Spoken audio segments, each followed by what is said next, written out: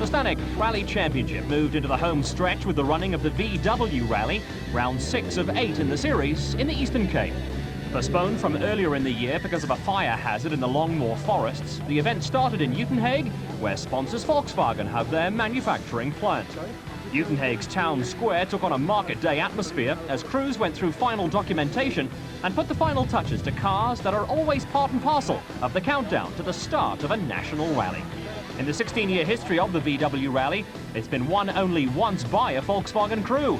Jan Habak and Doug Judd broke the drought last year and took into the event a 21-point Stanek Rally Championship lead over Castrol Toyota crew Serge Damso and Guy Hodgson. Habak and Judd were kept busy signing autographs, with the pair hoping to move a step closer to winning the championship. Expectations are high because we were the winners on the last event, so obviously everybody would expect us to do the same. But the pressure is equally on Serge. You know, he's got to try and beat us. So I think our strategy for this event would be to go flat out and not let him dictate what's happening, and we're going to try and be the dictators at this stage, especially in the first half of the event. Drawing the #1 start position provided Damso and Hodgson with a slight early psychological advantage. That meant that whatever dust problems crews encountered on the opening leg of the event would not apply to the Castrol Toyota entry. Habak and Judd were second on the road in the factory VW Motorsport Golf 4, followed by KwaZulu Italians, Etienne Lawrence and Robert Paisley in the team Total Toyota Conquest.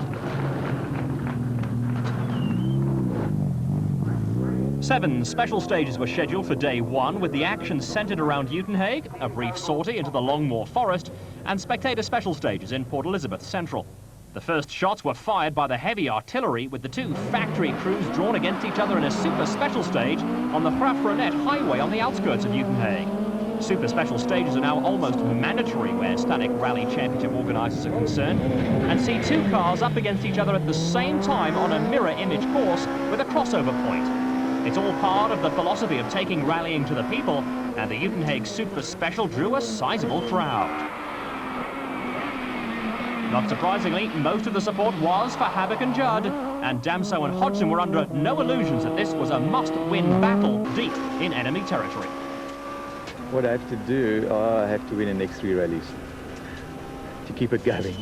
Damso and Hodgson took the Super Special by just 1 second from the current championship leaders, but all that did was confirm enthusiasts were in for another enthralling battle between South Africa's 2 top crews.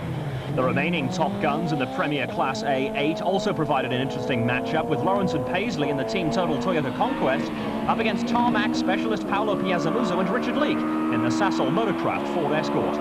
The 2 crews invariably find themselves battling for the final place on the podium behind the factory entries, with Lawrence and Paisley by far the more consistent. Going into the VW Rally, the pair were 3rd in the championship. We tried our best on the last one, and Serge beat us by 16 seconds, and look, unfortunately he had a bit of a problem, but we achieved what we wanted to, and well, hopefully this one will go better. We're going to go from the word go, and then we'll see what happens. First blood in the Lawrence-Paisley versus Piazzamuso-Leake confrontation went to the Ford crew, but national championship rallies are seldom won in the first special stage, and the Uitenhage Super Special was very much a feeling-out procedure for most crews. Chot van der Walt and Sidney Harding in the Reeks towing VW Golf were out to consolidate their lead in the Class A7 championship, with Hannes Grobler and Nick Haddon on much the same mission in Class N3 in the Total Bridgestone Nissan Sentra. Cali van der Merwe and Andre Vermeulen were serious Class A6 contenders in the Toyota Conquest, with Spaniard Fernando Rueda and Jill Tarleton hoping to make a few waves in Class A8 in the ex-factory Daewoo Lanos. Tony Ball and Marty Olivier in the Bulwer Park VW Golf were major opposition for van der Walt and Harding, with Jean-Pierre Damso and Pierre Aris looking to maintain their title challenge in Class A6. Barry Grobler and Mike Burrows also needed a good result in Class A7 in the team Total VW Golf, and there was plenty at stake for title contenders. The taxing Longmoor Forest special stages traditionally form the meat of the VW Rally, and it was on this battleground that the bulk of the battle between Damso and Hodgson and Habak and Judd would be fought. In-car camera action now is from the Castrol Toyota, with Damso and Hodgson going into special stage 3 with a 6-second advantage over Habak and Judd. No one was the least bit surprised to see the pace up front, a hectic one from the word go, and on special stage 3, Habak and Judd let it all hang out to take a 15-second win. That turned a 6-second deficit into a 9-second advantage, with tyre choices starting to emerge as an important factor in the battle. The scrap between Lawrence and Paisley in the team total entry and Piazzamuso and Leek was also in full swing, with the Sasol Ford Escort crew desperately in need of a podium finish and a rich haul of points. Class A6 championship leaders Hergen Fecken and Dave Lukowitz battled with an early brake problem in the Dunair Toyota Conquest, but it was business as usual for Hannes Hrobler and Nick Haddock. They grabbed the early lead in Class N3 and the Group N category in the total Bridgestone Nissan Sentra. But behind them, Kali van der Merwe and Audrey Vermeulen were headed for early retirement, with the Toyota Conquest sounding out of sorts. The open section after stage 2 saw the demise of championship leaders Van der Walt and Harding, which was an early bonus for Tony Ball and Marty Olivier and the Hrobler-Burrows combination.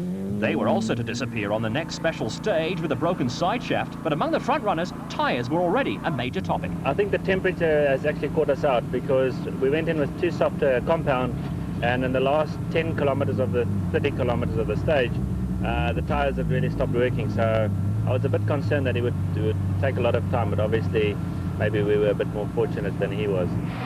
Special stage 4 with Damso and Hodgson again dropping time to Haddock and Judd. 300, turn off 90 right.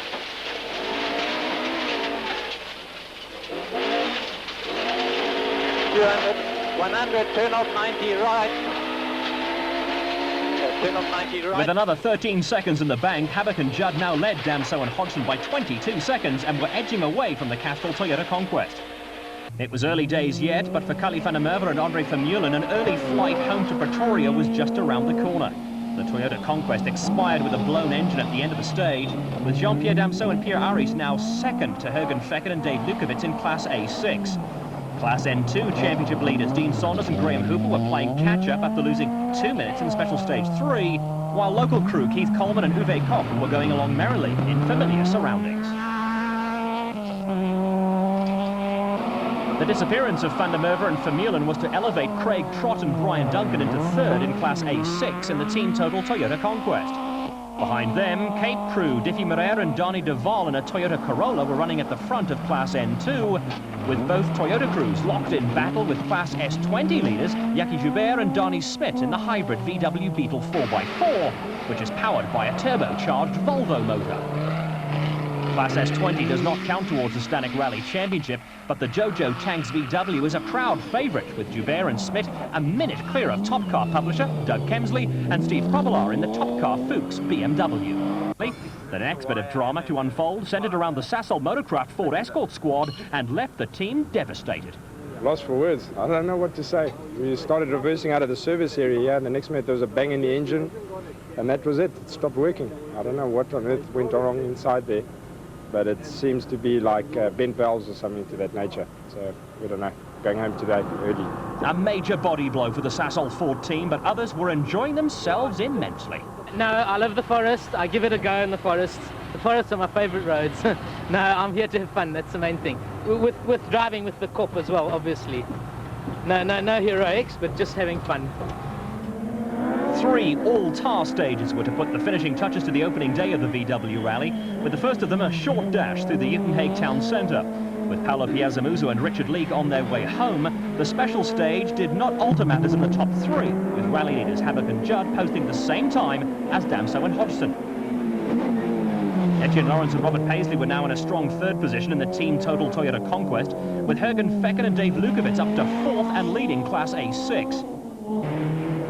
The ubiquitous Hannes Hrobler was again giving Class A6 and A7 cars a few problems and led the Group N category and was locked in battle with Fernando Rueda and Jill Talton in the Daewoo Lanos. Tony Ball was still having fun, and the Bulwer Park VW Golf led Class A7 and was challenging for a top 5 spot, while Jean-Pierre Damso and Pierre Aris now trailed Class A6 leaders Fecken and Lukowitz by around a minute. Playing catch-up was still the name of the game for Class N2 championship leaders Dean Saunders and Graham Hooper, with Port Elizabeth crew Keith Coleman and Uwe Koch now on the fringes of the top 10 in the VW Golf. Cape crew Diffie Moreira and Donny Duval had a firm grip on Class N2 in the Toyota Corolla, with another local pairing, Kees Klein and Johan Barnard, also keeping the local flag flying, with the team total VW Golf also on the fringes of that top 10. There was also plenty of action for the huge crowd, with the Joubert Smith VW Beetle an instant hit, with the pair still dominating Class S20. The penultimate special stage of day one in the North End area of Port Elizabeth drew more big and enthusiastic crowds, and once again there was no change at the top of the pecking order. For the second special stage in a row, rally leaders Jan Habak and Doug Judd and closest challengers Serge Damso and Guy Hodgson posted exactly the same time. With the ever-present danger of clipping a curb or hitting some other obstacle, these special stages are not all that popular among the crews, but they're a huge hit with the rally enthusiasts. Jürgen Fecken and Dave Lukowitz were taking no chances in the Dun Air Toyota Corolla, but there was the slightest of hiccups for Class N3 and Group N leaders Hannes Krobber and Nick Haddon. Tony Ball and Marty Olivier were having their best outing of the season in the Bulwer Park VW Golf and were firmly in control of Class A7. Behind them, Jean-Pierre Damso and Pierre Aries were chasing Fecken and Lukowitz, while Diffie Moreira and Donny DeVol still had a tight grip on Class N2, despite this time-consuming rendition of the handbrake turn tango. Port Elizabeth's docks provided for a colourful background, and after 7 of the 8 day one special stages, the gap between Habak and Judd and Damso and Hodgson was just over 20 seconds. The rally was at that moment delicately poised, but not everyone, including Serge Damso, was altogether happy with the day's proceedings. Firstly, we're having a lot of problem with the marshalling on this event, and the organisation hasn't been up to standard, so everything's been a bit unsettled. And at the moment we line about 23 seconds behind Habak, so I hope tomorrow we'll have a better run. A disaster for Damso and Hodgson in the final special stage saw the gap grow to 1 minute and 25 seconds. Lawrence and Paisley were now just 7 seconds behind the works crew, with the scene set for day 2 fireworks. An earlier start than normal on national events. The late drama in the final special stage of day 1 left Stanek Rally Championship leaders Jan Habak and Doug Judd a comfortable 8